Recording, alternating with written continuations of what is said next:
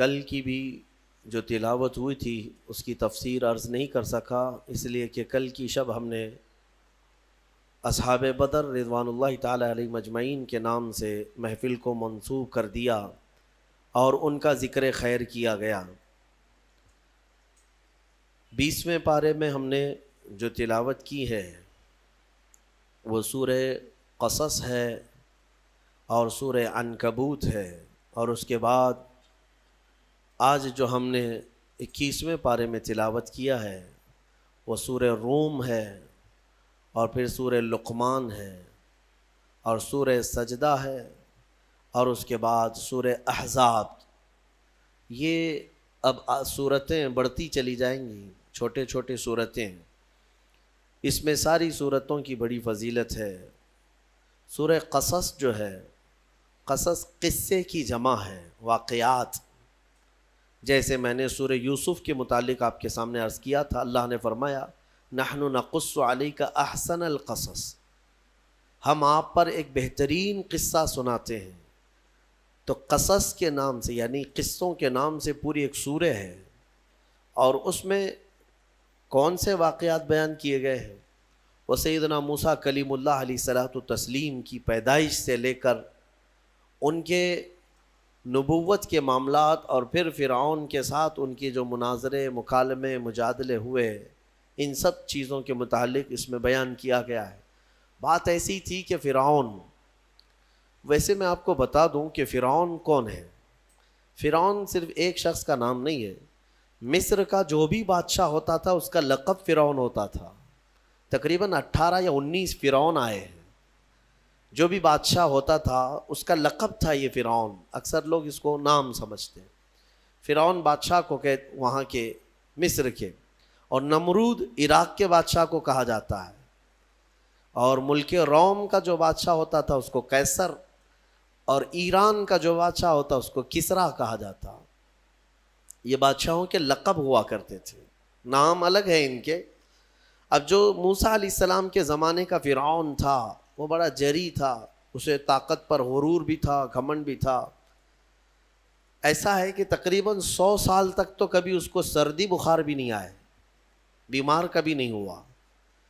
تو آدمی کو جب کوئی تکلیف نہ آئے تو وہ غرور میں بڑھ جاتا ہے، اور اسے ایسا لگنے لگتا ہے کہ میں سب سے پاورفل آدمی ہوں دنیا کا، مجھے کچھ ہو نہیں سکتا۔ تو یہی فرعون ہے جس نے اپنے زمانے میں یہ اعلان کیا تھا کہ لوگوں میں تمہارا رب ہوں، تمہارا بڑا رب میں ہوں، میری عبادت کرو۔ بات تو چل رہی تھی، اور لوگوں کو اپنی خدمت پر مامور کرنے کی بجائے اپنی عبادت پر مامور کرتا تھا۔ ہزاروں لوگ اس کو سجدہ بھی کرتے۔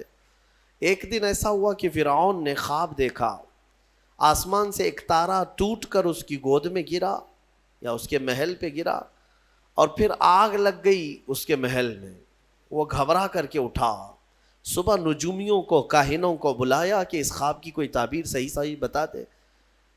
بہتوں نے الگ الگ تعبیریں بتائی، پھر جو بڑے ماہر نجومی تھے انہوں نے کہا کہ اس خواب کی تعبیر یہ ہے کہ بنی اسرائیل خاندان میں ایک بچہ پیدا ہوگا جو تیری سلطنت کو ہلاک کر دے گا، تیری سلطنت کے ہلاک کرنے کا باعث بنے گا۔ خواب کی تعبیر سننے کے بعد شاہی فرمان جاری کر دیا اس نے کہ بنی اسرائیل میں آج کے بعد جو بھی لڑکا پیدا ہوگا اسے مار دیا جائے گا، کیونکہ وہ بچہ کہیں سلطنت کی ہلاک کرنے والا پیدا نہ ہو جائے۔ تو یہ اعلان کے بعد بنی اسرائیل خاندان میں جو بھی لڑکا پیدا ہوتا اسے مار دیا جاتا۔ یذبح ابناءہم ویستحیی نساءہم، قرآن میں ہے، اللہ فرماتا ہے وہ لوگ، یہ فرعون بیٹوں کو ذبح کر دیتا تھا اور لڑکیوں کو زندہ چھوڑ دیتا تھا۔ 1 سال کے اندر انہوں نے 12,000 بچوں کو ذبح کیا، پیدا ہوتے ہی قتل کر دیتے تھے۔ لڑکے کو زندہ رہنے کا حق نہیں تھا، صرف ڈر تھا۔ یہ وہ زمانہ ہے جب موسیٰ علیہ الصلوۃ والتسلیم کی ابھی ولادت نہیں ہوئی، ولادت سے پہلے اتنے بچے مارے گئے۔ پھر اس کے درباریوں نے اس سے ریکویسٹ کیا کہ اگر ایسے سب مار دیے جائیں تو آپ کی خدمت کے لیے بچے کہاں سے ملیں گے، جوان کون ہوگا؟ تو پھر 1 سال مارا جاتا، 1 سال چھوڑا جاتا، جیسے کورونا میں تخفیف دی جاتی ہے نا، ہاں کہ صبح 6 بجے سے لے کر شام 6 بجے تک پابندی، 6 بجے کے بعد یا پھر شام کے 6 بجے سے پابندی لگ جاتی ہے. بھائی 24 گھنٹے تو آنا ہی آنا ہے. وہ جو بچہ پیدا ہونا ہے وہ سال بھر یا دوسرے سال کبھی بھی پیدا ہوگا، لیکن اس زمانے کا بھی یہی قانون تھا جو کورونا کا ہے کہ ایک دن چھٹی اور ایک دن ڈیوٹی. تو 1 سال نہیں مارا جائے گا اور 1 سال مارا جائے گا. اب یہ کیسے یقین کے ساتھ کہہ سکتے ہیں کہ جس سال نہیں مارا جا رہا ہے اس سال پیدا نہیں ہوگا بچہ؟ خیر یہ دنیا کی لاجک ہے، ہمیں نہیں سمجھ میں آتی. یہ ان کی تھیوری ہے، ہمیں نہیں سمجھ میں آتی. سیٹرڈے سنڈے کو کیوں چھٹی ہوتی ہے کورونا کی، یا پھر رات کے بعد کیوں پابندی ہوتی ہے، ایک الگ مسئلہ ہے. تو 1 سال چھوڑا جاتا، 1 سال مارا جاتا. اتفاق ایسا کہ جس سال مارا جانے والا تھا اسی سال موسیٰ علیہ السلام کی پیدائش ہوئی. ان کی ماں حاملہ تھیں اور پیدا ہونے کا وقت جب قریب آیا تو اللہ تبارک و تعالیٰ جسے جہاں چاہے بچائے. ہاں جس انداز میں چاہے وہ اللہ تعالیٰ حفاظت فرماتا ہے. تو موسیٰ علیہ السلام کی ماں کے دل میں اللہ نے بات القاء کی کہ تہخانے میں چلی جائیں. وہ تہخانے میں گئیں، بچے کی ولادت ہوئی، لڑکا پیدا ہوا. اب وہ گھبرا گئیں کہ یہ سال مارے جانے والا ہے، اور وہ بنی اسرائیل خاندان سے تھیں کہ میرا بچہ مارا جائے گا، قتل کر دیا جائے گا. تو اللہ تبارک و تعالیٰ نے ان کے دل میں یہ بات القاء کی کہ ایک صندوق لے لو لکڑی کا اور اس میں اس بچے کو ڈال کر دریا میں بہا دو. بھلا کوئی ماں کیسے بہائے گی؟ لیکن اللہ تعالیٰ فرماتا وَرَبَطْنَا عَلَىٰ قَلْبِهَا، ہم نے ان کے دل کو مضبوط کر دیا تھا. جب اللہ تعالیٰ کسی کے دل کو مضبوط کرتا ہے تو بڑے بڑے کام کر جاتا ہے. ان کی ماں صندوق میں رکھ کر کے بچے کو ایک دریا کے کنارے ڈال دیتی ہیں، بہا دیتی ہیں، اور اپنی بڑی بیٹی کو کہتی ہیں کہ دیکھتے رہنا یہ صندوق کہاں جاتا ہے. موسیٰ علیہ السلام کی جو بڑی بہن تھیں وہ دیکھتی ہوئی جا رہی تھیں اس صندوق کے پیچھے. صندوق بہتے بہتے بہتے ایک باغیچے کے کنارے لگا. وہ باغیچہ فرعون کا ہی تھا، اور فرعون کی بیوی وہاں پر ٹہلنے کے لیے شام کے وقت آیا کرتی تھی.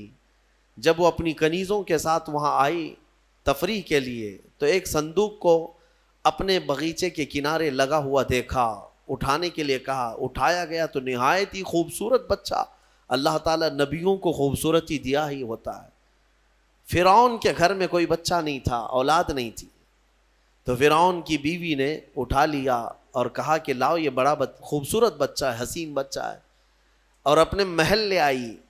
فرعون سے کہا کہ آج سمندر میں دریا میں بہتا ہوا ایک بچہ کنارے پر آ لگا، میں نے اس کو اٹھا لیا ہے. فرعون نے کہا کہیں یہ بچہ تو نہیں جو میری سلطنت کو ہلاک کرنے کا سبب بنے گا. بیوی نے کہا ایسا کیسے ہو سکتا ہے، وہ تو بنی اسرائیل خاندان میں پیدا ہوگا، یہ تو کسی دریا سے بہتا ہوا آیا ہے، پتہ نہیں کون سے ملک سے آیا، کہاں سے آیا. تو بہرحال اس کی بیوی نے یہ کہا کہ اس کو مت مارو، لا تقتلوه عسى ان ينفعنا او نتخذه ولدا، قریب ہے کہ ہم اس سے فائدہ اٹھائیں گے یا اس کو بیٹا بنا لیں گے. بیوی کی بات پر راضی ہو گیا. فرعون جو ہے بیگم کی بات پر آ گیا اور اس کے بعد رکھ لیا بچے کو. اسی لیے کہا جاتا ہے عورتوں کے مشورے بہت ہی قیمتی ہوتے ہیں. بہرحال عورت کے مشورے پر عمل کرتے ہوئے اس نے رکھ تو لیا بچے کو.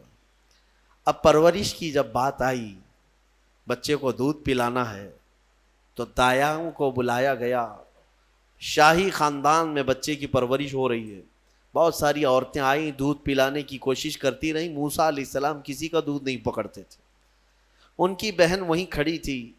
اس نے کہا کہ میں ایک دایا کو جانتی ہوں جس کا دودھ ہر بچہ پی لیتا ہے. اس سے کہا گیا کہ بلا لاؤ. وہ جا کر اپنی ماں کو بلا لائی، اپنی ماں کو لے آئیں، اور ان کی ماں آئیں، موسیٰ علیہ السلام کو اپنے سینے سے لگائی تو دودھ پینے لگ گئے. تو سب میں یہ بات مشہور ہو گئی کہ یہ یہاں کی مشہور دایا ہے اور یہ خاندان کے اندر رہے گی، شاہی خاندان میں محل میں رہے گی، اور بچے کو پلانے کی اجرت بھی دی جائے گی، اجرت بھی دی جائے گی. فرعون کے گھر میں پرورش بھی اور انہی کی ماں سے دودھ بھی پلانا، پھر پلس اس کی اجرت بھی دلانا، یہ شان ہے رب ذوالجلال کی. وہ جہاں چاہے جیسے چاہے پرورش فرمائے. حق کی حفاظت کرنا یہ مولا کی شان ہے. حق کی حفاظت وہ ہر زمانے میں کرتا رہتا ہے. اسی لیے کہا گیا ہے کہ اللہ تبارک و تعالیٰ جس چراغ کی حفاظت فرمائے بڑی بڑی آندھیاں اس کو نہیں بجھا سکتی، اور جس کو بجھانا چاہے سارے انتظامات کے بعد بھی منٹوں میں اسے گل کر دیتا ہے. خیر، موسیٰ علیہ السلام فرعون کے گھر میں پرورش پاتے رہے. جب آپ کی عمر 2 سال کے قریب کی ہوئی، فرعون اور اس کی بیوی بیٹھے ہوئے تھے. موسیٰ علیہ السلام کھیلتے کھیلتے گود میں آئے اور فرعون کی داڑھی پکڑ کر اس کے منہ پہ تماچا لگا دیا. پہلی مرتبہ کسی نے بادشاہ کے منہ پر تماچا جڑا ہے تو بیٹا گھر کا، لیکن فرعون کو پہلی مرتبہ وہ زناٹے دار جو تھپڑ لگا، ہو سکتا ہے تارے نظر آ گئے ہوں، وہ گھبرا گیا. کہا کہ یہ بچہ ایسا کیسے مجھے مار سکتا ہے، ہاتھ کیسے اٹھا سکتا ہے. دسترخوان سے اٹھ گیا اور کہا اپنی بیوی سے، بیگم مجھے لگتا ہے یہی وہ بچہ ہوگا، یہی بچہ ہوگا جو سلطنت کے ہمارے خلاف جائے گا. پھر بیگم نے کہا ایسا کیسے ہو سکتا ہے، بچہ ہے، چھوٹا ہے. اور لاڑ پیار میں بچے ماں باپ کے ساتھ اس طرح کی حرکتیں کرتے ہیں. فرعون نے کہا نہیں، مجھے چیک کرنا ہے، یہ بچہ جاندار ہے، جانکار ہے، یہ جانتا ہے. تو پھر موسیٰ علیہ السلام کا وہاں پر امتحان لیا گیا. فرعون کی بیوی بچانے پر لگی ہوئی تھی. فرعون نے کہا کہ ٹھیک ہے، دیکھتے ہیں یہ کہ بچے کو سمجھ ہے یا نہیں ہے. امتحان کے لیے بیگم نے کہا ایک کام کرو، ایک برتن میں آگ کے انگارے دہکتے ہوئے کوئلے وہ بھی لائے جائیں، اور ایک برتن میں سفید پھول لائے جائیں. اگر بچہ عقل مند ہوگا تو پھولوں کو پکڑے گا، نہیں تو پھر یہ لال چیز کی طرف بچوں کا ہاتھ زیادہ جاتا ہے، آگ دیکھے گا. کہا ٹھیک ہے، یہ آزمائش کی جائے گی. ایک برتن میں آگ کے لال سرخ انگارے کوئلے لائے گئے اور ایک برتن میں پھول لائے گئے، دونوں رکھے گئے. موسیٰ علیہ السلام کیا، ہر نبی ماں کے پیٹ سے ہی ہر چیز کو جانتے ہیں. اللہ تعالیٰ انہیں علم بھی نوازا ہے. موسیٰ علیہ السلام کو بلایا گیا. 2 سال کی عمر ہے کہ بچے ان دونوں میں سے کوئی چیز اٹھا لو. تو موسیٰ علیہ السلام کا ہاتھ پھولوں کے برتن کی طرف ہی بڑھنے لگا. یہ تو امتحان تھا. جبرائیل علیہ السلام اسی وقت نازل ہوئے اور آپ کا ہاتھ پکڑ کر کے آگ میں ڈالا. آگ میں سے ایک کوئلہ موسیٰ علیہ السلام اٹھائے اور اپنے منہ میں رکھ لیے، جس کی وجہ سے آپ کی زبان جل گئی، ہاتھ میں بھی آگ لگی. پھر فوراً ہٹایا گیا. فرعون کو وہ سیٹسفائیڈ ہو گیا کہ نہیں، یہ جانتا نہیں ہے، جانتا ہوتا تو آگ نہیں اٹھاتا. بہرحال موسیٰ علیہ السلام کو اس آگ کے کوئلے کے زبان پہ رکھنے کی وجہ سے زندگی بھر اس کا اثر رہا، زبان میں زندگی بھر اثر رہا. پھر جوانی آئی موسیٰ علیہ السلام کی، اسی گھر میں پرورش پاتے ہوئے. پھر آپ وہاں سے نکلے اور آپ کی ماں نے آپ کو ساری چیزیں بتا دیں کہ ہم بنی اسرائیل سے ہیں، نبیوں کا خاندان ہے، اللہ تبارک و تعالیٰ کی عبادت پر ہم ہیں، اور فرعون ظالم ہے اور وہ اپنی پرستش کرواتا ہے، اپنی عبادت کرواتا ہے، لہذا ہم فرعون کے خاندان سے نہیں ہیں. تو موسیٰ علیہ السلام جوان ہونے کے بعد ان تمام سچویشن کو سمجھ چکے تھے، سارے حالات کو. ایک بار ایسا ہوا کہ موسیٰ علیہ السلام اپنی بستی سے باہر کی طرف جا رہے تھے. 2 لوگوں کو لڑتے ہوئے دیکھا. ایک بنی اسرائیل کا تھا، ان کے خاندان کا تھا، ایک فرعون کے خاندان کا تھا. یعنی فرعون کا جو خاندان تھا، عمالقہ ان کو کہتے ہیں، اور ان کو قبطی کہا جاتا ہے آج بھی مصر میں. تو قبط خاندان سے ہوا کرتے تھے. تو ان کا ایک آدمی اور ان کے خاندان کا ایک آدمی لڑ رہے تھے. تو ان کے خاندان کا جو آدمی تھا وہ پکارا موسیٰ علیہ السلام، ہائے ہائے میں مرا جا رہا ہوں، مجھے بچا لو موسیٰ، مجھے بچا لو. موسیٰ علیہ السلام آئے، دیکھا دونوں جھگڑ رہے ہیں. ایک تو اپنے خاندان کا تھا بنی اسرائیل، ویسی بھی بنی اسرائیل پر اس وقت بڑا ظلم کیا تھا فرعون نے. تو موسیٰ علیہ السلام نے موقع پاتے ہی، یعنی وہ فرعونی تھا، ایک گھونسا لگایا اس کو، ایک گھونسا اس کو لگایا، وہ زمین پہ گرا اور مر ہی گیا. ختم ہی ہو گیا. نبی کا پنجہ لگا ہے نا, نبی کے ہاتھ سے ایک مار کھایا اور مر گیا. فَوَكَزَهُ مُوسَىٰ فَقَضَىٰ عَلَيْهِ, قرآن میں ہے کہ ایک گھونسا لگایا اور اس کا کام تمام کر دیا موسیٰ علیہ السلام.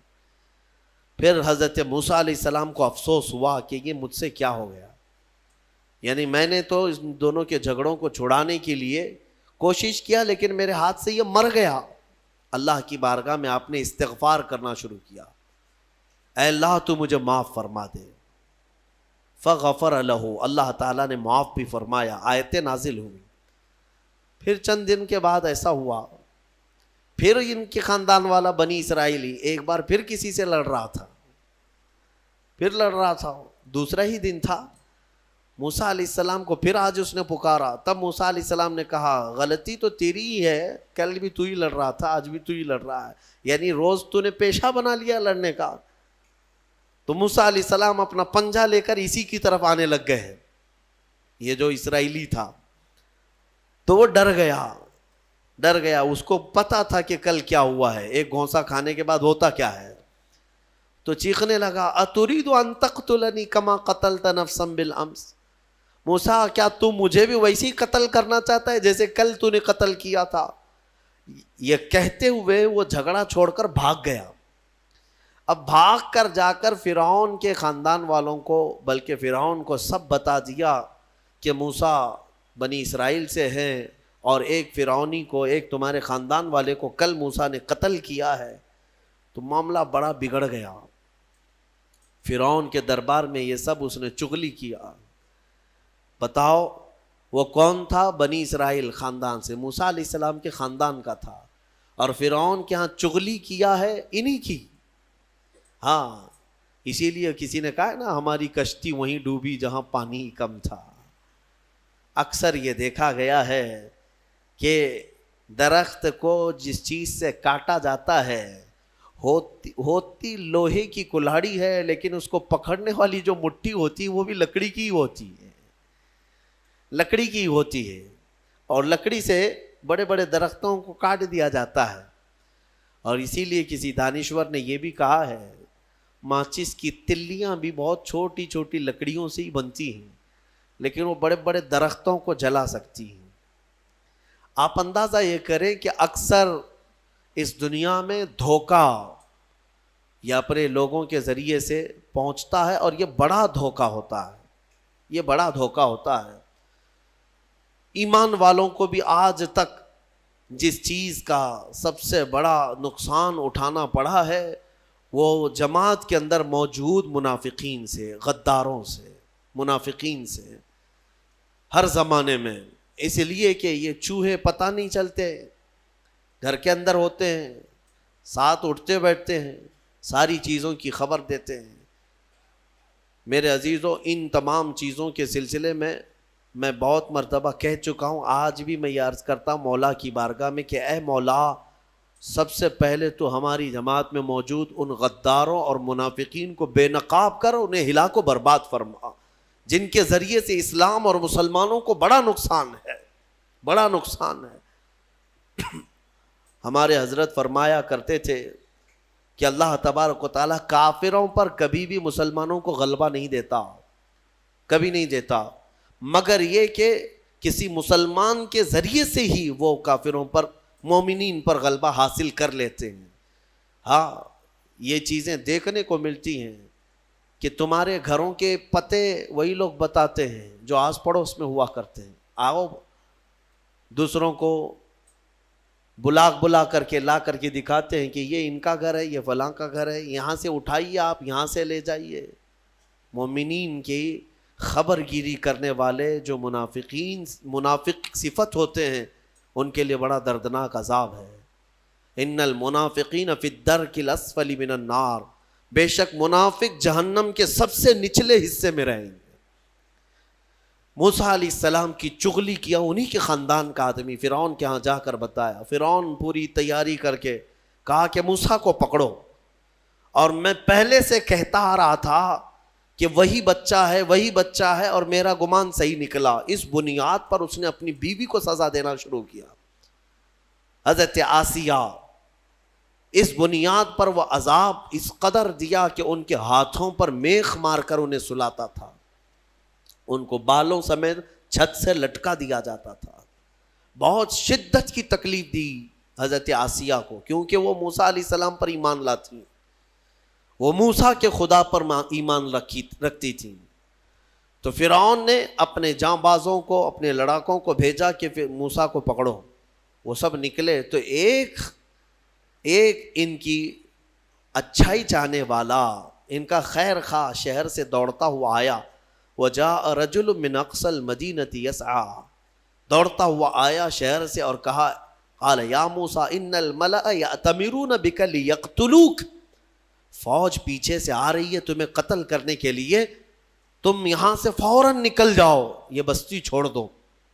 حضرت موسیٰ علیہ السلام اس کی بات سن کر کے نکل پڑے، یہ مصر کی سرزمین تھی، چھوڑ کر کے آپ وہاں سے نکلے، فخرج منہا خائفا یترقب، وہاں سے خوف کے عالم میں نکلے تھے۔ موسیٰ علیہ السلام دوسری بستی پر چلے گئے، ایک ایسی جگہ پر گئے، یہ پورا واقعہ تفصیل سے سورہ قصص میں موجود ہے۔ ایک بستی پر پہنچے تو وہاں پر دیکھا ہے کہ ایک کنویں پر بھیڑ لگی ہوئی ہے، بہت ساری بھیڑ ہے، پانی کھینچ رہی ہیں، اس میں دو لڑکیاں دور شرماتے کھڑی ہیں، وہ پانی لینے کے لیے بھیڑ میں نہیں جا پا رہی۔ تو موسیٰ علیہ السلام بھیڑ کو چیرتے ہوئے آئے اور ان دو لڑکیوں کے لیے پانی آپ نے ڈول سے نکلوایا۔ آپ مضبوط تھے، قوی تھے، طاقتور تھے، پانی آپ نے نکالا اور پانی نکال کر ان دونوں لڑکیوں کو دیا۔ تو وہ جوان لڑکیاں تھیں، انہوں نے کہا کہ چلو، ہمارے باپ اس شہر کے بڑے نیک اور پرہیزگار آدمی ہیں، ہم تمہیں لے کر کے چلتی ہیں اور اپنے باپ سے تمہیں اجرت دلائیں گے، تم دیکھنے میں بڑے اچھے لگتے ہو، اجنبی ہو، مسافر ہو، اجرت دلائیں گے جو پانی تم نے ہمیں ڈول سے کھینچ کر دیا۔ موسیٰ علیہ السلام ان کی بات پر چل پڑے۔ کہاں؟ وہ دونوں لڑکیاں اپنے گھر لے آئیں، اپنے گھر لے آئیں تو ان کے والد جو تھے وہ کوئی عام انسان نہیں، وہ حضرت شعیب علیہ السلام تھے، اللہ کے نبی تھے۔ تو یہ دونوں نبی کی بیٹیاں تھیں۔ موسیٰ علیہ السلام آئے، پوچھا کہ تمہارے ساتھ کیا ہوا؟ موسیٰ علیہ السلام نے سارا اپنا واقعہ حضرت شعیب علیہ السلام کے پاس بیان کیا۔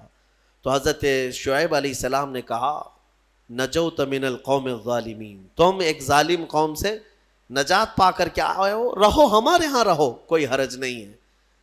اب اجرت کیا دی جائے گی تمہیں جو ہماری بیٹیوں کو تم نے پانی کھینچ کر دیا؟ تو حضرت شعیب علیہ السلام نے کہا، قال احدى ابنتي هاتين على ان قالت احداهما، ان کی بیٹیوں میں سے حضرت شعیب علیہ السلام نے کہا، ہاں میں انی اريد ان انکحک، میں چاہتا ہوں کہ میری دونوں بیٹیوں میں سے ایک سے تمہارا نکاح کر دوں۔ کس بات پر؟ وہ اجرت کے طور پر، نکاح بھی کر دوں گا اور پلس مہر کیا رہے گا؟ مہر میں یہ رہے گا کہ میرے باغیچہ ہے ایک، اس باغیچے میں 8 سال تک تمہیں رکھوالی کرنی ہوگی، 8 سال تک۔ حضرت موسیٰ علیہ السلام نے کہا ٹھیک ہے۔ 8 سال کی بجائے 10 سال موسیٰ علیہ السلام وہیں رہے، شادی بھی ہوئی شعیب علیہ السلام کی بیٹی کے ساتھ، جن کا نام تاریخ میں حضرت صفورہ بتایا گیا ہے۔ حضرت موسیٰ علیہ السلام کا نکاح ہوا، وہیں رہنے لگے۔ 10 سال کے بعد موسیٰ علیہ السلام پھر اپنی بیوی کو لے کر، اپنے گھر والوں کو یعنی اپنی اہلیہ کو لے کر نکل پڑے واپس۔ پھر آپ سفر پر تھے، بیچ راستے میں آپ کو آگ کی ضرورت تھی، کھانا پکانے کے لیے۔ اس زمانے میں ماچس نہیں، لائٹر نہیں، بلکہ ایک درخت کی ٹہنیاں ہوتی تھی، اس کو پتھر سے رگڑتے تھے تو آگ پیدا ہوتی تھی۔ وہ آگ کی ٹہنیاں، درخت ہی ایک آگ لگنے والا ہوا کرتا تھا۔ تو موسیٰ علیہ السلام وہ آگ لینے کے لیے پہاڑی پر چڑھے، اور جب وہاں پہنچے تو اللہ نے آپ کو نبوت کی تاج سے سرفراز فرمایا۔ جبرائیل علیہ السلام آئے اور آپ کو نبوت کے اعجاز سے سرفراز کیا گیا اور اعلان کیا گیا کہ اے موسیٰ، آپ اللہ کے جلیل القدر نبی ہیں اور رسول ہیں، اب آپ جائیں اپنی اہلیہ کو لے کر واپس فرعون کے پاس جائیے، پھر آنا ہے آپ کو فرعون کی اس بھری سلطنت میں۔ موسیٰ علیہ السلام پہلے اپنے گھر آئے اور اس کے بعد حضرت موسیٰ علیہ السلام جب آئے اپنی بیوی کو لے کر تو اللہ تعالیٰ نے فرمایا اب جاؤ فرعون کے پاس، اس کو ہدایت کی تلقین کرو، تبلیغ کرو، اس سے کہو کہ اللہ وحدہ لا شریک کی عبادت کرے۔ لیکن جانے سے پہلے موسیٰ علیہ السلام کو اللہ نے ایک اور ٹریننگ سے گزارا۔ آپ کے ہاتھ میں ایک لکڑی ہوا کرتی تھی، چھڑی، جو آپ کا عصا تھا۔ اللہ نے فرمایا اے موسیٰ اس لکڑی کو زمین پر چھوڑو۔ آپ نے زمین پر چھوڑ دیا۔ قال القها یا موسیٰ فالقاها فاذا هي حیۃ تسعى۔ قرآن کہتا ہے جیسے ہی موسیٰ علیہ السلام نے زمین پر اس لکڑی کو ڈالا وہ ایک خوفناک اژدہا سانپ بن گیا۔ اژدہا اتنا خطرناک کہ لوگ دیکھیں تو ہیبت طاری ہو جائے۔ موسیٰ علیہ السلام پیچھے ہٹ گئے۔ اللہ فرماتا ہے خذها ولا تخف، پکڑ لو اس کو، ڈرو مت۔ موسیٰ علیہ السلام دوبارہ اس سانپ کو پکڑتے ہیں تو پھر سے وہ لکڑی بن گیا۔ یہ معجزہ تھا موسیٰ علیہ السلام کا کہ لکڑی کو زمین پر ڈالو تو سانپ رینگنے والا، اور ہاتھ میں لے لو تو پھر لکڑی۔ دوسرا معجزہ تھا آپ کا کہ حضرت موسیٰ علیہ السلام سے کہا گیا وَضْمُمْ يَدَكَ إِلَى جَنَاحِكَ تَخْرُجْ بَيْضَاءَ مِنْ غَيْرِ سُوءٍ۔ آپ اپنے ہاتھ کو، مٹھی کو اپنے جیب میں ڈالو۔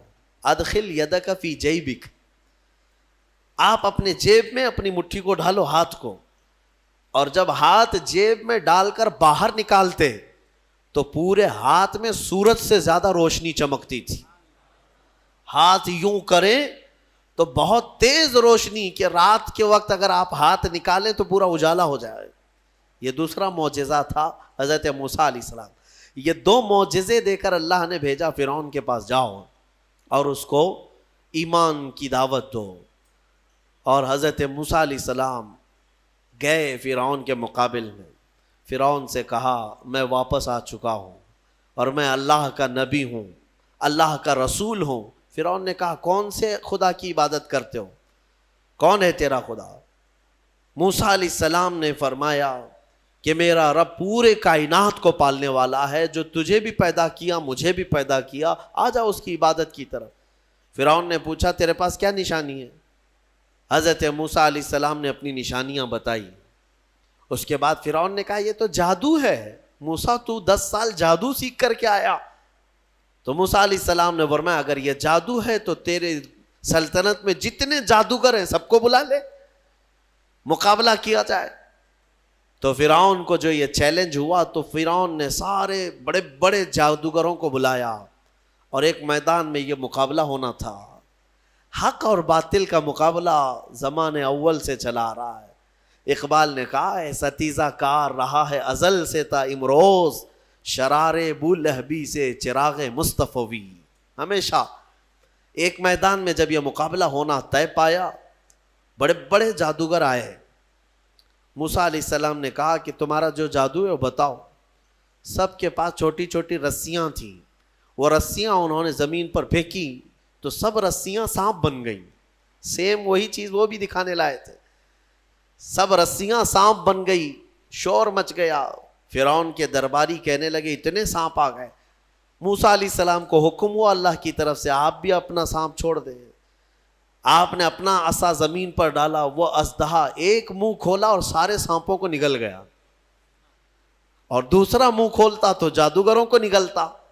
اس سے پہلے ہی سارے جادوگروں نے پکارا ہم ایمان لائے موسیٰ کے رب پر۔ موسیٰ علیہ السلام پر بھی ایمان لائے اور اس کے رب پر بھی ایمان لائے۔ سارے جادوگروں کی جو ٹیم تھی پورے موسیٰ علیہ السلام کے ہاں آ گئی۔ اب یہاں وجہ بتاتا ہوں، جادو کرنے والے اور مقابلہ کرتے، دوسرا جادو دکھاتے۔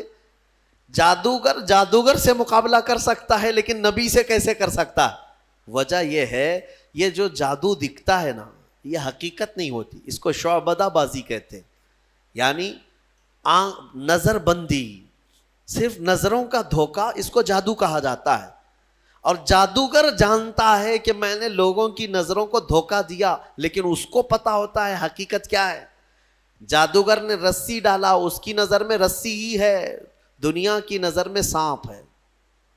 آپ نے بھی دیکھے ہوں گے بہت سارے شعبدہ بازی کرنے والوں کو گلاس میں پانی لیا، یوں اچھال دیا، پھول نکل پڑے. ہاں، اور بہت سارے، ارے جیب میں سے انڈا نکالا، کبوتر بنا دیا، 1 2 3 4 کبوتر اڑانے لگے. یہ تو ڈکوسلا ہے، آستینوں میں چھپے ہوئے کبوتر ہوتے ہیں. لیکن باضابطہ جو شعبدہ بازی ہوتی ہے، یعنی نظر بندی، وہ اس طرح سے کی جاتی ہے. یوں ہاتھ اٹھائے اور میں یوں تمہارے سامنے سکے پھینک دیا، سونے کے سکے پھینکتے جا رہا ہوں، لیکن تم میں سے سارے لوگوں کو سکے نظر آ رہے ہیں. محفل ختم ہونے کے بعد ایک بھی سکہ ملتا کسی کو نہیں، اور نہ ہی جادوگر کو ملتا ہے. یہ شعبدہ بازی، نظروں کا دھوکہ. اور وہاں جو مقابلے میں آئے تھے موسیٰ علیہ السلام کے، وہ تو دیکھ رہے تھے کہ ہم نے جو رسیاں ڈالی ہیں، ہماری نظر میں رسیاں ہیں لیکن لوگوں کی نظروں میں سانپ ہے. لیکن موسیٰ علیہ السلام نے جو لکڑی ڈالی، وہ جادوگروں کو تو لکڑی دکھنا چاہیے کیونکہ وہ جادو جانتے ہیں، لیکن انہوں نے دیکھا موسیٰ علیہ السلام کی لکڑی لکڑی نہیں رہی، حقیقت میں سانپ بنا ہوا تھا.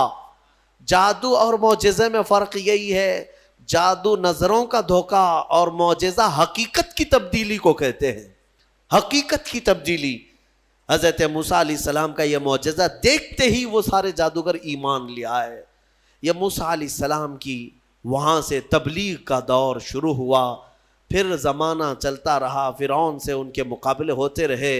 ایک وقت ایسا آیا کہ فرعون آپ کو ختم کرنے کے لیے 1,00,000 کی فوج کو جمع کیا، اور موسیٰ علیہ السلام اپنے ایمان والوں کو لے کر کے دوسرے علاقے کی طرف نکلے. سامنے سمندر اور پیچھے فرعون کا لشکر. آپ نے دعا کی کہ اے مولا، اس فرعون کے دبدبے سے میری قوم کو بچا لے. اللہ تعالیٰ نے حکم فرمایا سمندر میں عصا مارو. آپ نے عصا مارا تو 12 راستے نکل پڑے. موسیٰ علیہ السلام ان راستوں میں سے نکل کر کے دوسرے کنارے پہنچ گئے. فرعون نے سوچا کہ یہ راستے ہمارے لیے بھی ہیں. سارا اس کا لشکر اور فرعون سب انہی راستوں میں آئے. بیچ راستے میں جیسے ہی پہنچے، اللہ نے سمندر کو حکم دیا کہ واپس جیسا تھا ویسے ہو جا. سمندر مل گیا اور ساری فوج آن کے آن میں غرق ہو گئی، ختم ہو گئی. یہ فرعون کو ہمیشہ کے لیے پانی میں اللہ تعالیٰ نے غرقاب کر دیا، ڈبو دیا. یہ موسیٰ علیہ السلام کی جو فتح مبین تھی، وہ 10 محرم الحرام عاشورہ کا دن تھا. ایمان والوں کی جو فتح مبین تھی. ایک بات یاد رکھیں، اللہ رب العزت جب مدد فرماتا ہے تو کن کن وادیوں سے نکالتا ہے اور کیسی کیسی طاقتوں سے بچا لاتا ہے.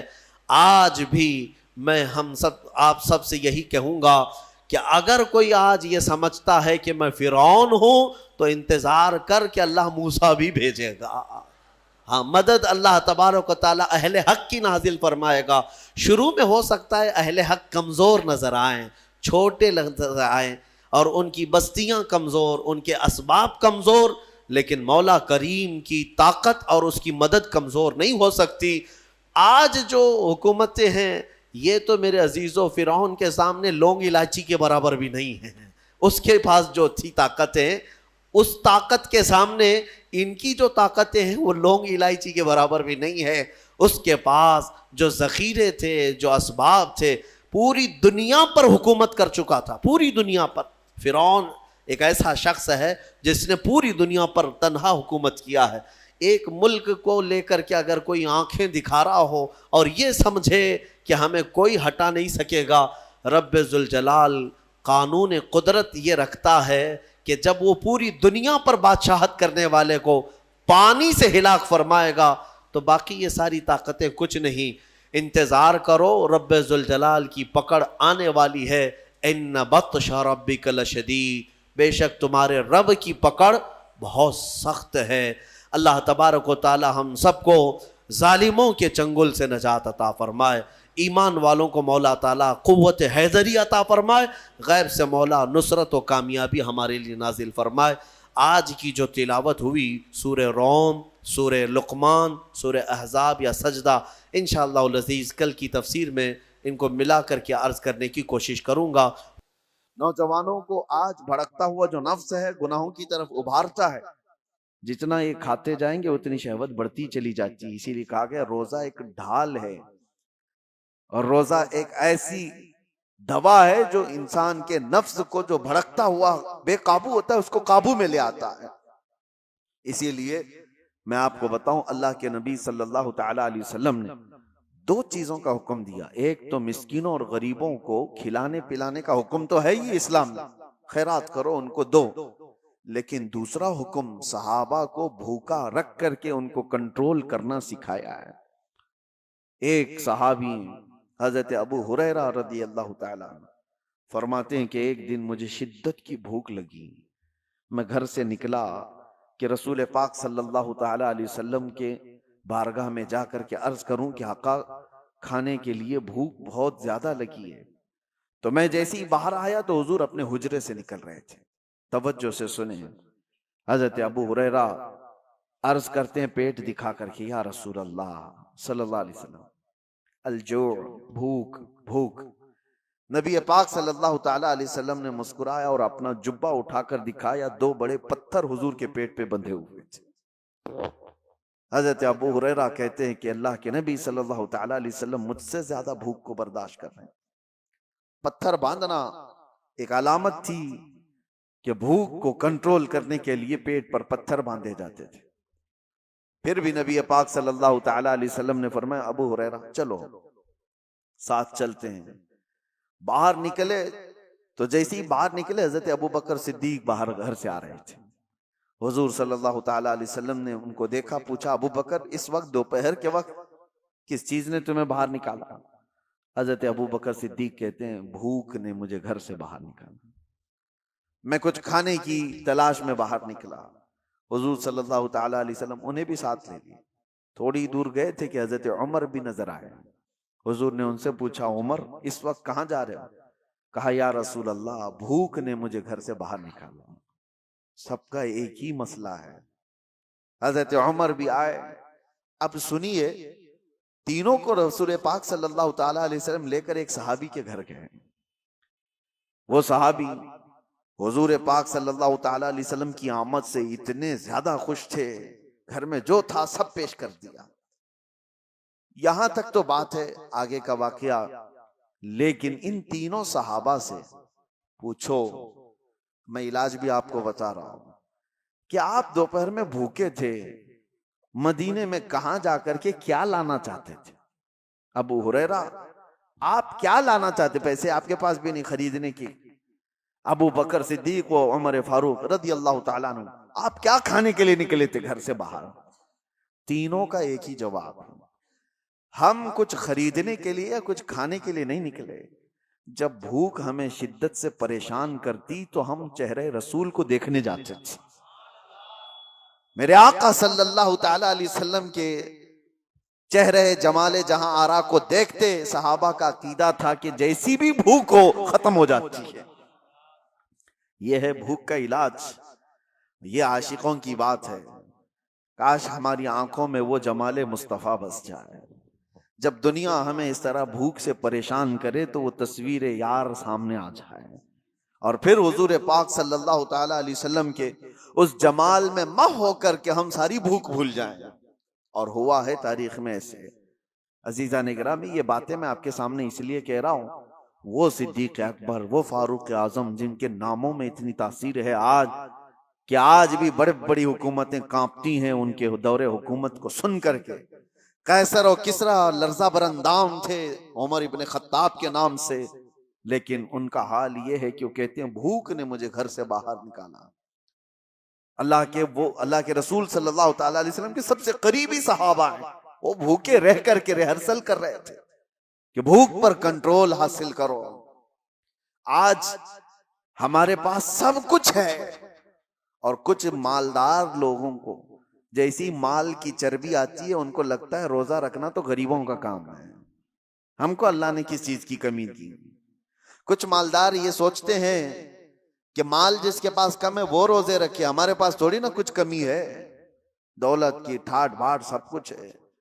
اگر تم دولت کو کمپیئر کرنا چاہو تو عثمان غنی کے قدم تک بھی نہیں پہنچ سکتے, لیکن انہوں نے بھی بھوکا. یہ رمضان کی بات نہیں کر رہا ہوں جو صحابہ کی, عام دنوں کی بات کر رہا ہوں, عام دنوں کی بات.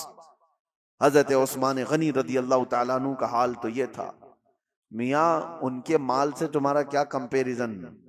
ایک جنگ میں، جنگ تبوک کے موقع پر انہوں نے جو صدقہ دیا تھا، خیرات کیا تھا، جانتے ہو آج کے زمانے میں اس خیرات کی ویلیوشن کر لی جائے نا، 116 کروڑ روپے بنتے ہیں آج کے۔ وہ حضرت عثمان غنی نے ایک ہی جنگ میں دان کر دیے تھے، وہ خیرات کرتے تھے تو 116 کروڑ آج کی قیمت بنتی ہے کوئی خیرات کرنے والا؟ اور ظاہر سی بات ہے پورا مال نہیں، اپنے مال کا تھوڑا سا حصہ انہوں نے خیرات کیا تھا، تو مال کتنا تھا ان کے پاس اس زمانے میں؟ اور یہی وجہ ہے کہ حضرت عثمان غنی رضی اللہ تعالیٰ عنہ کا مال آج بھی مدینے میں موجود ہے، آج بھی ہے۔ ان کے نام کی ہوٹلز ہیں، ان کے ہی کھاتے میں جاتی ہیں۔ مدینہ طیبہ کی میونسپلٹی کا خرچہ حضرت عثمان غنی کے مال سے پورا کیا جاتا ہے۔ ان کا مال ختم نہیں ہوا، آج بھی موجود ہے وقف عثمان۔ میں یہ کہہ رہا ہوں اتنے بڑے مالدار، اتنا کچھ ان کے پاس تھا، لیکن زندگی گزارنے کے لیے انہوں نے بھی بھوک کو اختیار کیا ہے، بھوک کو اختیار کیا۔ ایک بار تو ایسا ہوا کہ ایک صحابی حضور کے پاس آئے، کہا یا رسول اللہ صلی اللہ علیہ وسلم شادی کے لیے مال کچھ خریدنے کی مجھے ضرورت ہے، سامان خریدنے کی، کچھ مال چاہیے۔ حضور نے کہا کہ جاؤ عثمان کے پاس اپنے شادی کے اخراجات کے پیسے لے لو، کہنا کہ میں نے بھیجا ہے۔ وہ صحابی آئے حضرت عثمان غنی کے گھر پر، تو ابھی وہ دروازے پر پہنچے تھے، حضرت عثمان کی گرجدار آواز آ رہی تھی اندر سے۔ یہ صحابی ٹھٹک کر کھڑے ہو گئے، سنا کہ ڈانٹ رہے ہیں وہ کسی کو، وہ اپنے خادم کو ڈانٹ رہے تھے، اپنے غلام کو ڈانٹ رہے تھے حضرت عثمان غنی۔ یہ کان لگا کر باہر سے سنتے ہیں کہ کس بات پر ڈانٹ رہے ہیں، تو دیکھا کہ خادم کو، غلام کو اس بات پر ڈانٹ رہے ہیں کہ چراغ میں اس نے بتی تھوڑی زیادہ کر دی تھی، تیل زیادہ جل رہا تھا، بتی کو تھوڑا سا لمبا کر دیا تھا تو تیل زیادہ جل رہا تھا۔ عثمان غنی اس بات پر خادم کو خوب ڈانٹ رہے ہیں، تو یہ صحابی باہر سے سنتے ہیں اور واپس چلے جاتے ہیں۔ جو اپنے گھر میں چراغ کے تیل جلنے پر غصہ کرتا ہو، میری شادی کا خرچہ کہاں سے دے گا؟ واپس چلے گئے۔ دوسرے دن آئے، وہی وقت تھا، آج پھر گرجدار آواز آ رہی تھی اندر سے۔ انہوں نے سنا آج پھر کسی کو ڈانٹ رہے ہیں، آج پھر خادم کو ڈانٹ رہے تھے۔ کس بات پر؟ اس بات پر کہ دال میں نمک زیادہ کیا ہوا ہے، زیادہ نہیں، ٹیسٹی بنایا ہوا ہے۔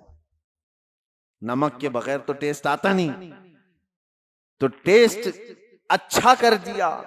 تو حضرت عثمان غنی اس کو ڈانٹ رہے ہیں کہ نمک اتنا استعمال کر لیا کہ دال لذت والی ہو گئی ہے، زیادہ کھائی جا سکتی ہے۔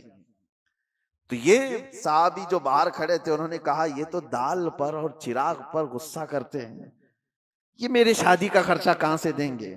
واپس پلٹ رہے تھے، حضرت عثمان غنی نے ان کو دیکھ لیا، کہا کہ کل بھی تم آئے تھے، آج بھی تم آئے، کیا بات ہے، کس لیے آئے؟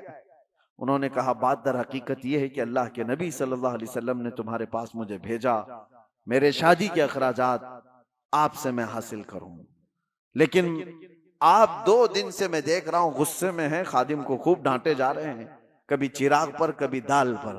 میں نے یہ سوچا کہ کہاں میری شادی ہو سکتی ہے ان کے مال سے۔ حضرت عثمان غنی نے کہا قسم خدا کی، تو کیا اللہ کے نبی کا حکم ہو تو 70 شادیاں میں تنہا کر دوں، لوگوں کے مدد کے لیے میرا مال کھلا ہوا ہے، لیکن جو تم نے دیکھا میرے گھر میں وہ میرے اپنے ضرورت کے لیے چیزیں تھیں۔ خادم نے چراغ کو، بتی کو زیادہ کیا، تیل زیادہ جلتا گیا، نمک اتنا ڈال دیا کہ دال زیادہ کھائی جا رہی۔ اس بات پر میں نے غصہ اس لیے کیا کہ کل قیامت کے دن رب ذوالجلال اگر حساب لے لے، کیا عثمان تجھے اتنی ہی روشنی کی ضرورت تھی، تو نے اتنا زیادہ کیوں جلایا؟ اگر رب تبارک و تعالی حساب لے لے کہ تو نے دال جتنے پر تیرا گزر ہو سکتا تھا اس سے زیادہ کھایا کیوں، اس لذت بڑھ گئی تیری، تو میں کیا جواب دوں گا؟ اس لیے تربیت کے لیے میں اپنے خادم کو ڈانٹ رہا تھا، یہ نہیں کہ دوسرے کو دینے کے لیے کبھی ڈانٹا۔ یہ حضرت عثمان غنی تھے جنہوں نے مالداری کے اوج پر پہنچ کر کے بھی کنٹرولنگ دکھایا دنیا کو۔ آج لوگ یہ سمجھتے ہیں بہت مال آ جائے تو ہمارا نہیں ہے کام روزہ رکھنا، تراویح پڑھنا، یہ غریبوں کا کام ہے۔ اور اگر تمہارے دماغ میں ایسا ہے تو ٹھیک ہی ہے کہ اللہ غریبوں کو پسند بھی فرماتا ہے. اللہ تعالیٰ غریبوں کے گھر رمضان بھیجا ہے، وہ روزہ بھی رکھتے ہیں اور تراویح بھی پڑھتے ہیں، اور اسلام غریبوں سے شروع ہوا ہے اور غریبوں میں ختم بھی ہو جائے گا. میرے عزیزو، بھوک کے متعلق ایک بات اور عرض کرتا ہوں. کہاں صحابہ کرام نے اپنے گھروں میں کس طرح کیا. حضور صلی اللہ تعالی علیہ وسلم ایک دن گھر سے نکلے، اس وقت بھی ایک صحابی حضور کے ساتھ ہے. کہتے ہیں کہ رسول پاک صلی اللہ تعالی علیہ وسلم حضرت فاطمہ کے گھر گئے. حضرت فاطمہ اس وقت گھر میں اکیلی بچوں کے ساتھ، دیکھا کہ آواز نہیں نکل رہی ہے بچوں کی. حضرت فاطمہ رضی اللہ تعالیٰ عنہ، نہیں میں یہ بات بعد میں عرض کرتا ہوں. حضور پاک صلی اللہ تعالیٰ علیہ وسلم کی ایک دعوت ہوئی حضرت ابو ایوب کے گھر. حضور پاک صلی اللہ تعالیٰ علیہ وسلم جیسے ہی پہنچے، انہوں نے ایک بکری کا بچہ ذبح کیا اور آپ کی دعوت کر دی. صحابہ جو ساتھ میں تھے، 2 صحابہ، حضور صلی اللہ تعالیٰ علیہ وسلم کھانے کے لیے بیٹھے تو حضرت ابو ہریرہ کہتے ہیں کھانے کی خوشبو اتنی تھی کہ جلدی سے جلدی لپکنے کا دل کر رہا تھا، ہاتھ لگا دوں.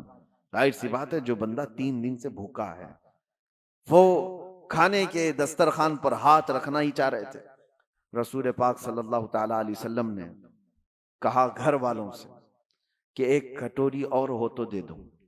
سالن دسترخوان پر رکھا ہے، ایک خالی کٹوری منگوائی اور اس میں سالن آدھا کیا، اور اس کے بعد جو بات کہتے ہیں میرے آقا، اللہ اکبر. ایک صحابی حضرت ابو ہریرہ وہ کہتے ہیں کہ حضور نے یہ دیا اور کہا جاؤ فاطمہ کے گھر دے کر کے آؤ، پچھلے 8 دن سے ان کے ہاں فاقہ چل رہا ہے. 8 دن ہو گئے ان کے ہاں فاقہ چل رہا ہے. ان کے بچے اور ان کا، یہ کس گھرانے کی بات کر رہا ہوں؟ کیا وہ گھرانہ محتاج تھا؟ وہ گھرانہ کوئی محتاج گھرانہ ہے؟ پوری دنیا جن کے نام کا صدقہ کھا رہی ہے آج. اور اگر وہ چاہ لیں، اللہ کی بارگاہ میں خواہش بھی کریں، روزانہ جنت سے جبرائیل ان کے لیے کھانا لے آئے. لیکن وہ گھرانہ ایسا تھا، بھوک پر کنٹرول کرنا سکھایا گیا، بھوک پر کنٹرول کرنا سکھایا گیا. یہی تو بات ہے کہ حسنین کریمین کی شجاعت کو پوری دنیا مانتی ہے کہ امام حسین کو کربلا میں 3 دن بھوکا اور پیاسا رکھ کر جھکانے کی کوشش کی گئی تھی. ان کے بچوں کو، ان کے خاندان کو پانی بند کیا گیا، کھانا بند کیا گیا. کیا جھکا امام حسین کا سر؟ پوری دنیا نے دیکھا. یزید کے سامنے جھکنا تو دور کی بات ہے، ہاتھ بھی آگے بڑھانے کو تیار نہیں ہوئے. وجہ کیا تھی؟ تم آج بھوک سے حسین کو آزما رہے ہو، ان کی ماں تو بچپن میں بھوک کی تربیت دے چکی تھی. بچپن میں ان کو بھوک کی تربیت دی گئی ہے، بھوکا رہنے کی عادت دی گئی ہے. ارے روزے ان کے گھر کے ہیں، یہاں پر فاقہ ان کے گھر کا ہے. یہی تو بات ہے کہ آج اپنے بچوں کو اگر آپ بھوک کو برداشت کرنے کی تربیت دے دو، انشاءاللہ میرا یہ کہنا ہے کہ کبھی تمہارا بچہ حرام روزی کی طرف نہیں جائے گا. وہ کبھی ایسا نہیں ہوگا کہ اپنے لذتوں کے لیے کچھ بھی کھا لے گا. ہمارے گھر میں روز کھانا بنتا ہے، ٹھیک ہے، کبھی کبھار نہ بناؤ. میں خود میرے والد گرامی کو دیکھتا، کسی دن پورا کا پورا آف، کچھ بھی نہیں، وہ مرمرے ہوتے تھے. ہماری ماں سے کہا جاتا بچوں کو آج یہی کھلاؤ. ہر دن لذت والی چیزیں کھانے کی جو بچوں کو عادت ہو جاتی ہے. ماں آج بریانی، ماں رات کو سالن، ماں آج یہ چاہیے، ماں وہ چاہیے. بچوں کی خواہشات پر تو ہم اتاولے رہتے ہیں، بیٹا کیا چاہیے ابھی. اور اب تو زمانہ پیزے برگر کا آ گیا، ادھر خواہش کیا کہ ادھر گھر میں آ گئی چیزیں. تو بچوں کو اس قدر ہم لذتوں کے ساتھ حاوی کر چکے ہیں ان کے کھانوں کی خواہشات کو کہ وہ اب بچ نہیں پاتے. اور ایک دن اگر ان کو ہلکی غذائیں کہو کہ کبھی دال چاول کھا لو. کتنے گھروں سے ہمیں یہ بات آتی ہے، ان کی مائیں یا ان کے گھر والے کہتے ہیں گھر میں کسی دن سبزی پکائی جائے تو یہ بچے گھر سے ہی بھاگ جاتے ہیں، کہتے ہیں آج کھانا نہیں ہے. کیا بنا ہے گھر میں؟ کچھ کھانا تھوڑی ہے، باہر جائیں گے چائنیز کھانا ہے. کوئی دن ایسا آتا ہے کہ روز لذت والی چیزیں کھا رہے ہیں، آج دال چکھ لیں گے. کوئی دن ایسا آتا ہے کہ آج اپنے نفس کو مارنے کے لیے کریلا چکھ لیں گے، جو خواہش ہوتی ہی نہیں جس کی کھانے کی، چکھ لیں گے. میرے عزیزو، یہ بھوک کو اگر تم نے کنٹرول نہیں کیا تو یہ ایسا گھوڑا ہے جو کہیں رکتا نہیں. نفسانی خواہشات